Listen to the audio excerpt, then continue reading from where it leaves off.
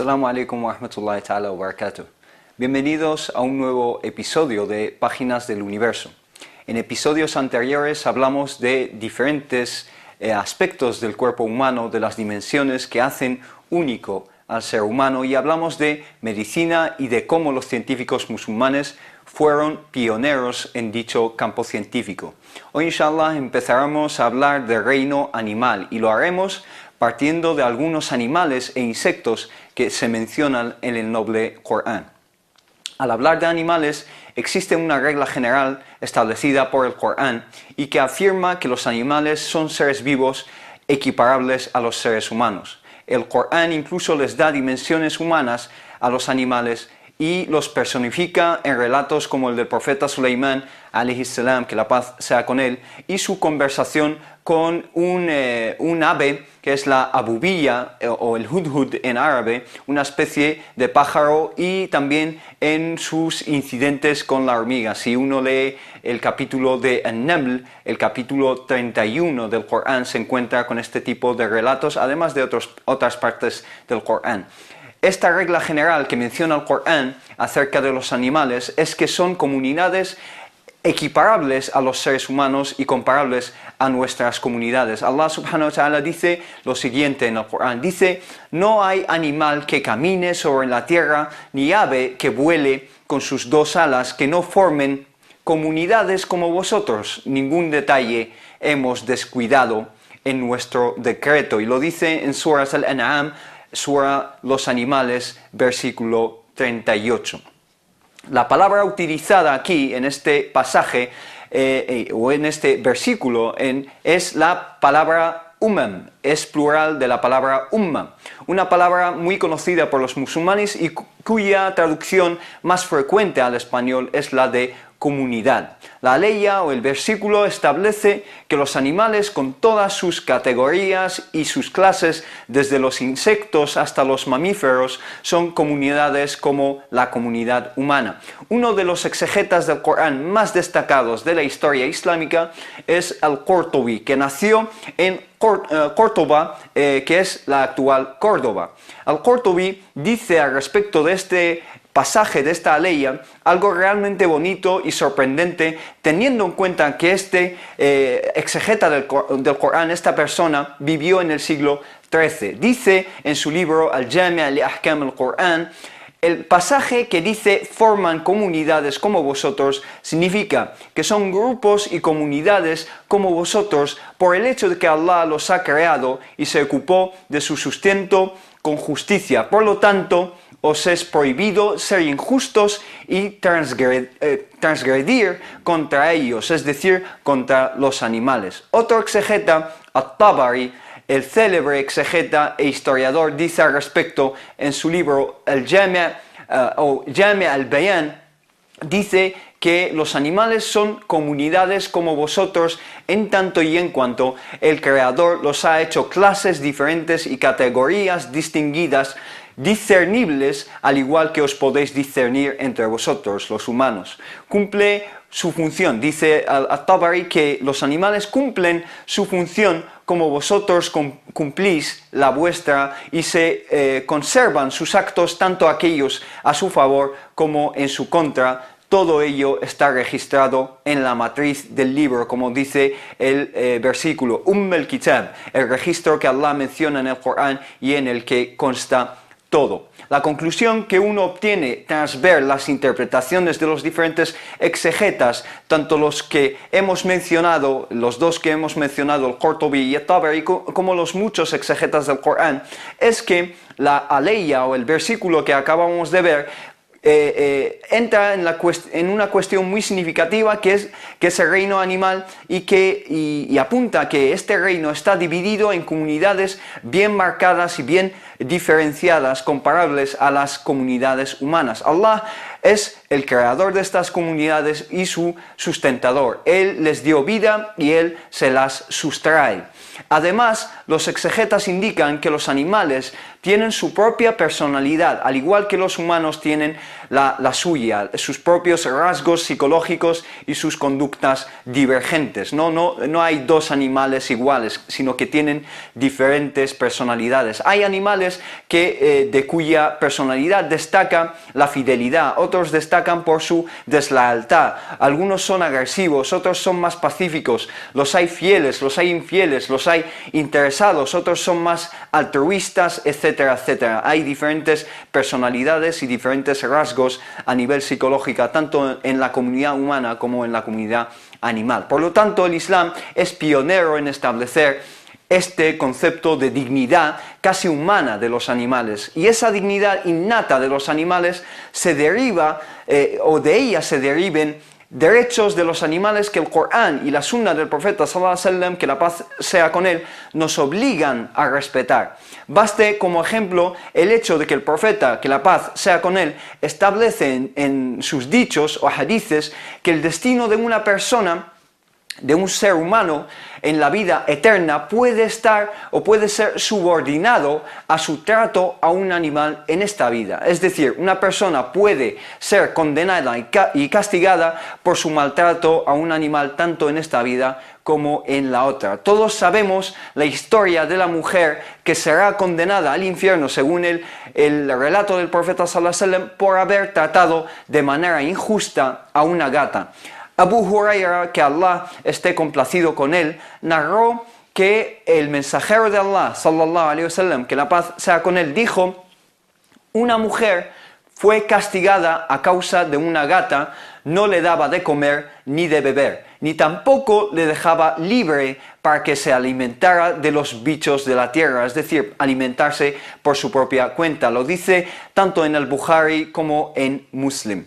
Y todos conocemos la historia que aparece en un hadith y que nos avisa de que la salvación, incluso para las personas más inmersas en los pecados, en la pecaminosidad, es decir, su salvación está también subordinada o puede obtenerse con gestos tan simples como dar de beber a un animal y tratar bien a los animales. Otro hadith dice lo siguiente: Abu Huraira, que Allah esté complacido con él, narró que el mensajero de Allah, que la paz sea con él, dijo: mientras un perro andaba alrededor de un pozo muerto de sed, casi muerto de sed, una de las prostitutas de los hijos de Israel lo vio, es decir, del pueblo israelita lo vio, así que se quitó su calzado y le dio de beber a este animal. Entonces se le perdonaron sus pecados por este hecho. También lo menciona en al-Bukhari y también en Muslim.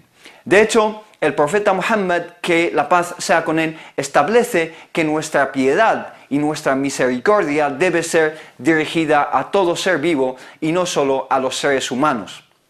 Esto se ve en la frase del profeta, que la paz sea con él, que pronunció después de este hadith que acabamos de ver. Al oír esta historia de la prostituta de Israel, de los israelitas, algunas personas, es decir, algunos compañeros del mensajero de Allah, que la paz sea con él, se sorprendieron de este hecho de que la prostituta llegase a la salvación mediante un animal, y se preguntaron diciendo: ¿acaso obtenemos recompensa por tratar así a los animales? Y él, el profeta, que la paz sea con él, respondió diciendo: tenéis recompensa en todo ser vivo. Tenéis recompensa en todo ser vivo. Fi kulli kabidin ratbatin ajr, es lo que dijo en árabe. No obstante, este tema de los derechos animales en el Islam, los derechos de los animales en el Islam, puede que lo tratemos más a fondo en otros episodios, inshallah. Hoy quisiera hablar de algunas especies animales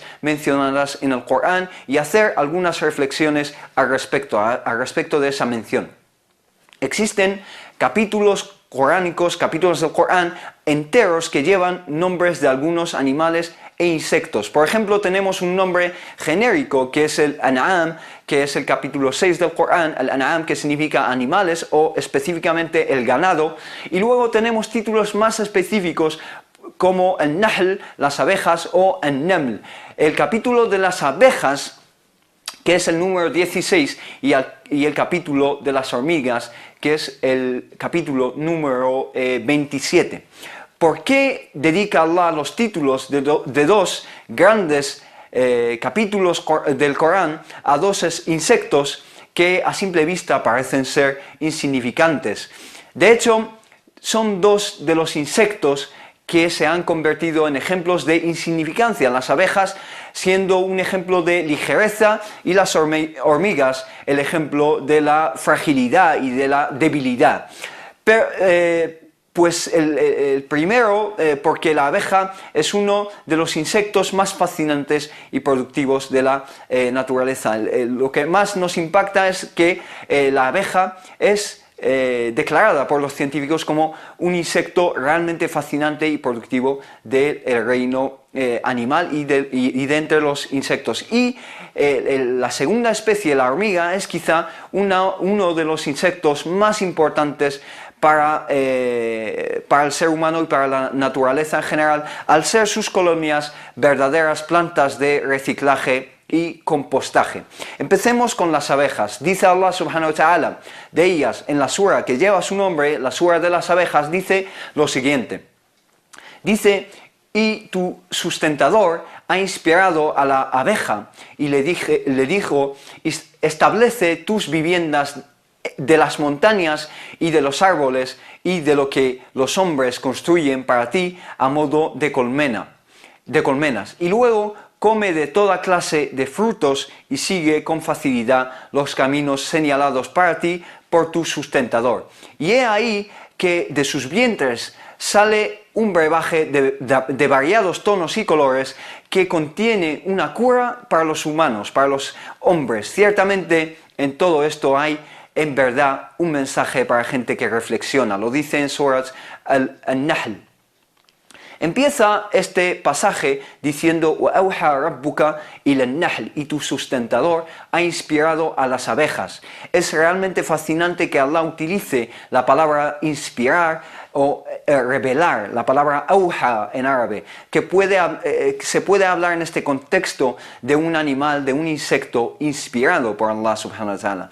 Estas dos aleyas, este pasaje nos revela detalles realmente precisos desde el punto de vista científico acerca de la vida de las abejas y de su comportamiento. Detalles que solo fueron descubiertos con el advenimiento de la ciencia moderna y estudios avanzados en biología.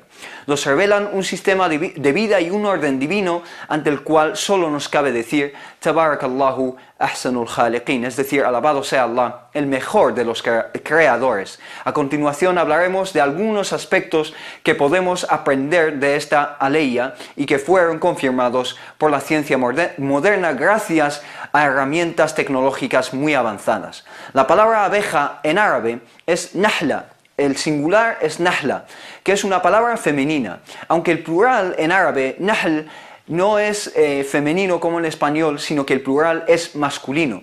Pero en este pasaje vemos que la aleya se refiere a las abejas, al plural, en femenino, cuando en árabe debería hablar de las abejas en masculino, ya que el plural, como acabo de decir, de nahl es masculino en árabe. Alabado sea Allah, alabado sea, utiliza pronombres en femenino cuando en realidad lingüísticamente tendría que estar hablando en masculino. Dice en árabe: ittakhidi kuli isluki butunuha. Son tres pronombres que aparecen aquí en femenino cuando en realidad deberían estar en masculino. Esto es exclusivo de este capítulo, porque en otros capítulos, por ejemplo el capítulo que habla de las hormigas, se refiere a ellas en masculino. Dice: Ya ayyuhan namlu udkhulu masakinakum, es decir, oh hormigas, entrad en vuestras viviendas. Utiliza el masculino aquí. Los plurales de nahl y naml, abejas y hormigas, son idénticos en árabe. Ambos son masculinos en este idioma. Entonces, ¿por qué a las hormigas se le habla o se refiere a ellas en masculino y a las abejas, que son un plural idéntico, les habla en femenino? Porque la orden divina dirigida a las abejas de la colmena cuyas funciones son construir la colmena, salir y alimentarse para producir miel, estas palabras que se refieren a las abejas en la aleya lo confirman, son construir la colmena, como acabo de decir, salir y alimentarse para producir miel. Son palabras que van dirigidas o funciones que son exclusivas de las abejas hembra. Solo las hembras construyen colmenas, salen en búsqueda de néctar y polen para alimentarse y producen miel. Las abejas macho, cuyo nombre es zángano en español, tienen una función solo una función, que es fecundar a la abeja reina. De hecho, entre los 12 y 24 días de edad de las abejas macho o los zánganos, desde los 12 y 24 días de su eclosión, las abejas macho llegan a su madurez para el apareamiento y realizan a diario grandes recorridos en búsqueda de colmenas con una reina virgen. Hay varios aspectos distintivos entre las abejas macho y hembra. Solo las hembras tienen cestas de polen para transportar el polen y llevarlo a sus colmenas. Los zánganos no lo tienen. Solo las hembras tienen aguijón. Solo las hembras tienen glándulas que segregan cera para construir las colmenas. Solo las hembras construyen colmenas y los machos no tienen nada que ver con esa construcción. Solo las hembras hacen la danza muy conocida de las abejas cuando encuentran una fuente de alimento. Los zánganos no lo hacen. Solo las hembras cuidan a las crías. Los zánganos no juegan un papel en esta función social de las abejas. Además, en el invierno solo encontramos abejas hembras en la colmena, ya que los machos o perecen o son expulsados por las hembras antes de la llegada del invierno, quizá por falta de alimentos. Es por eso que el Corán habla solo en femenino a las hembras, cuando en árabe se debería estar hablando en masculino de las abejas. Pero Allah subhanahu wa ta'ala es el creador de las abejas, sabe que sus órdenes solo son aplicables a las abejas hembras y así les habla en femenino. La orden divina a las abejas es la siguiente: establece tus viviendas de las montañas y de los árboles y de lo que los hombres construyen para ti. Aquí Allah subhanahu wa ta'ala, alabado sea, dice min el jibali, min ash-shajari, etc. de las montañas, de los árboles, y no dice en las montañas y en los árboles. Esto se debe a que las abejas no se limitan a establecer sus colmenas en las montañas y en los árboles, sino que utilizan estos elementos como protección, especialmente de las condiciones meteorológicas. Es decir, que los árboles y las montañas pasan a ser parte de la colmena, por lo tanto no les sirven solo como lugar para vivir, sino como elemento para protegerse también. No obstante, ¿por qué dice a las abejas comed, cuando en realidad el néctar es líquido, es decir, se bebe y no se come? Las abejas tienen unas partes de la boca combinadas capaces de masticar y succionar al mismo tiempo. Esto es excepcional, ya que otros insectos no disponen de lo mismo. Los saltamontes, por ejemplo, pueden masticar pero no pueden succionar, y las mariposas y polillas pueden succionar pero no pueden masticar. Las abejas pueden hacer ambas cosas a la vez, y ello es posible al disponer de mandíbulas y trompas que se conocen como proboscide, perdón. Es el tecnicismo que se utiliza para hablar de esas trompas que tienen las abejas. Las mandíbulas disponen de dientes que pueden abrirse y cerrarse para masticar madera y manipular la cera con la que construyen las colmenas, además de limpiar a otras abejas y atacar a intrusos. Las mandíbulas son usadas, como no, para alimentarse de polen. De ahí que Allah subhanahu wa ta'ala utilice el verbo kuli en árabe, que tiene un significado específico de comer y otro general de alimentarse. El polen es la fuente de proteínas de las abejas, mientras que el néctar es una fuente de carbohidratos. De ahí que Allah subhanahu wa ta'ala menciona el verbo comer con los frutos. Dice en árabe, thumma kuli min kulli thamarat, que significa y entonces comed de todos los frutos. Pero ¿comen las abejas de todos los frutos? Probablemente no sea así, pero comen el polen, que es el origen de todos los frutos. Sin polen no existen frutas ni frutos, ¿no? Luego dice, o sea, la siguiente parte del pasaje que habla de las abejas dice lo siguiente, dice, sigue o seguid a las abejas, seguid con facilidad los caminos señalados para ti por tu sustentador. Dice en árabe, fasluki subula rabbiki dhulula. Dhulula es decir, con facilidad. El vuelo de las abejas es una de las cuestiones más elusivas de la ciencia y que solo ha podido ser descifrada recientemente, solo han podido explicar ese vuelo recientemente. En 1934 el entomólogo francés Auguste Magnon y su asistente André Saint-Lag calcularon que el vuelo de la abeja era aerodinámicamente imposible. Es decir, el aleteo, según estos dos científicos, el aleteo aparentemente aleatorio y desordenado de sus pequeñas alas simplemente no debería ser capaz de mantener a un insecto del tamaño de la abeja en pleno vuelo. A pesar de ello, obviamente las abejas sí que vuelan. Esta dicotomía entre la predicción y la realidad del vuelo de la abeja fue una espina clavada, o mejor dicho, un aguijón clavado para los científicos durante décadas.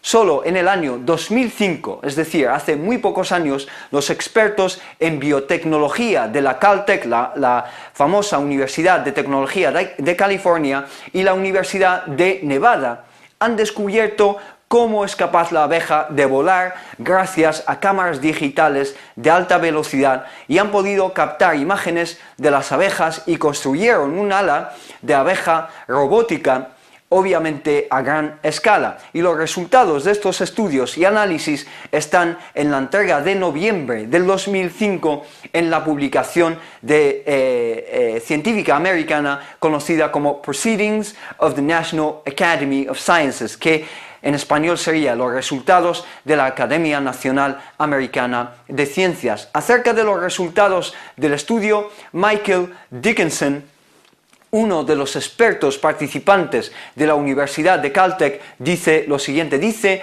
estos animales, estos insectos, utilizan algunos de los mecanismos de vuelo más exóticos y más fascinantes disponibles para los insectos. Además de su vuelo aerobático, las abejas se valen de sistemas de navegación muy avanzadas.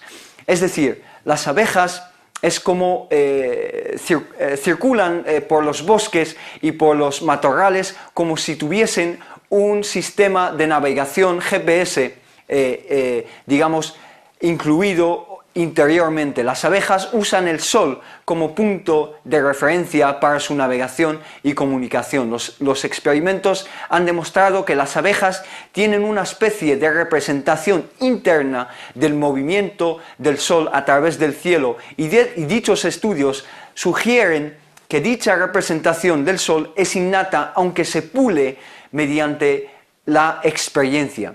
Asimismo, si el ojo humano ve un jardín lleno de flores como algo multicolor, para las abejas pueden ver un abanico incluso mayor e incluso más variado de colores, ya que ven un espectro de luz más amplio. Esto es posible porque las abejas captan los rayos ultravioleta. Esta ventaja favorece tanto a abejas como a flores, ya que las primeras navegan mejor y las segundas, es decir, las flores, atraen la atención de las abejas para diseminar su polen y transportarlo a otras flores gracias a las abejas. Hablando de la función polinizadora de las abejas, Un informe de las Naciones Unidas afirma que de las 100 especies vegetales que constituyen el 90% de las cosechas mundiales, las abejas polinizan el 70%. Estamos hablando de que las abejas polinizan un 70% de la comida que llega a nuestras mesas.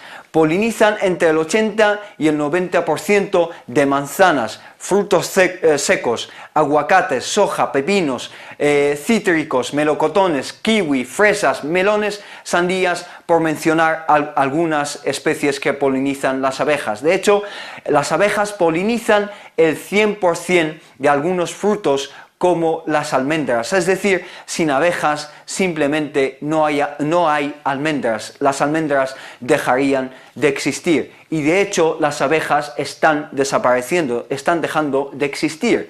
La alarma de esta desaparición de las abejas se remonta al año 2006.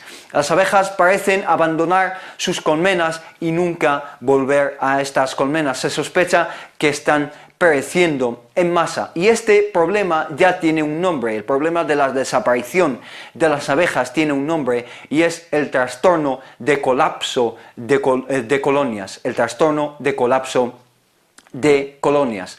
Colony Collapse Disorder se conoce en inglés. Solo en Estados Unidos el número de las colmenas está en su nivel más bajo desde hace 50 años. Los científicos no pueden dar hasta el momento con la causa definitiva y exacta de este colapso. Lo achacan al calentamiento global que hace que las flores florezcan más temprano y por lo tanto las abejas tienen menos tiempo para alimentarse.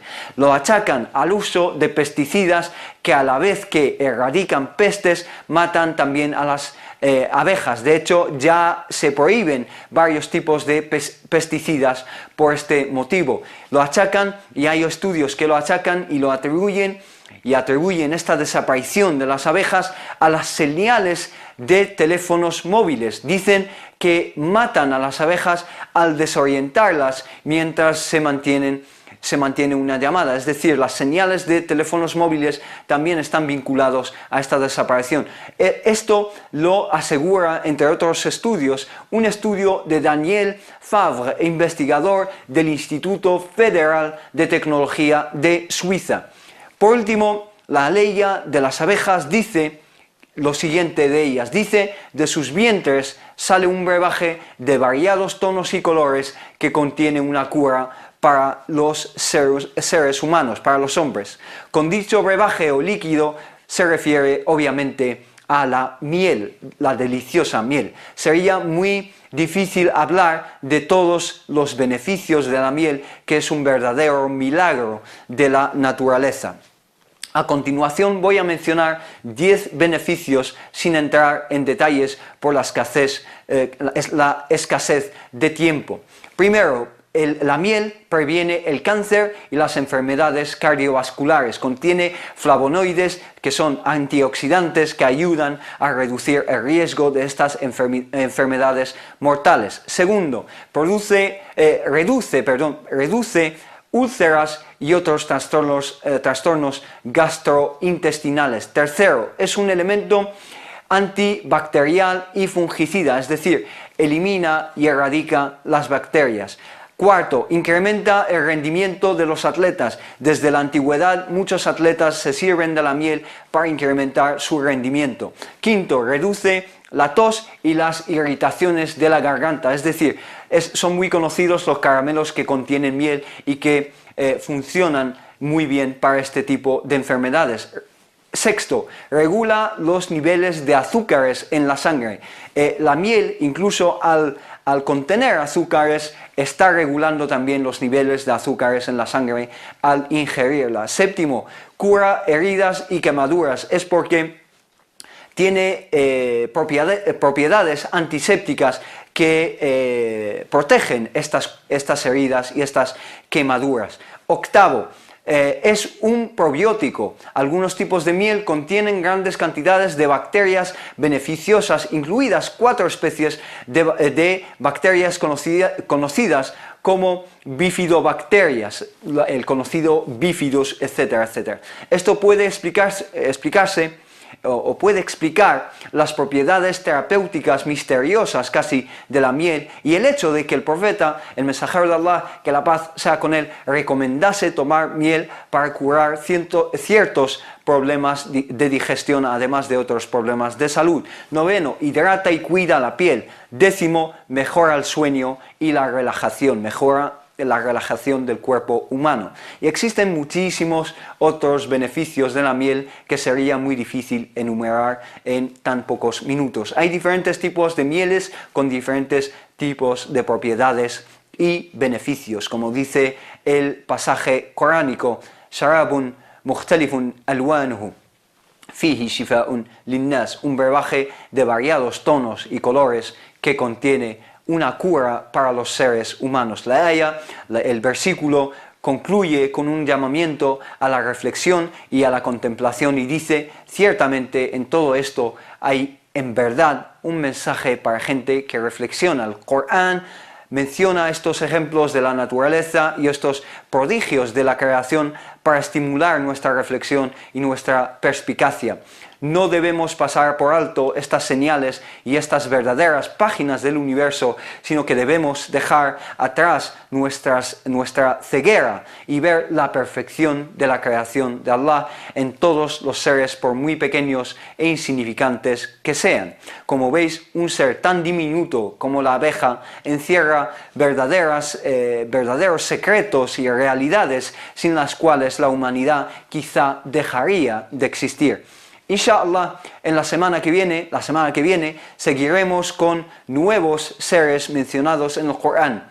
Pedimos por último a Allah subhanahu wa ta'ala que nos enseñe aquello que ignoramos y que nos beneficie con aquello que sabemos. Espero que hayáis disfrutado de nuestra compañía como nosotros de la vuestra. Ya sabéis que podéis poneros en contacto con nosotros con vuestras dudas, comentarios y sugerencias a través del email que aparece aquí abajo, páginasdeluniverso@cordobainternacional.tv. También tenemos una página de Facebook que os invitamos a uniros a nosotros y a comentar ahí, que es facebook.com/páginas del universo, así como suena, facebook.com/páginas del universo. Recordad, como siempre, que el saber no ocupa lugar, sino que nos enseña el lugar que ocupamos en el universo. Os veo inshallah la semana que viene. Assalamu alaikum wa rahmatullahi ta'ala wa barakatuh.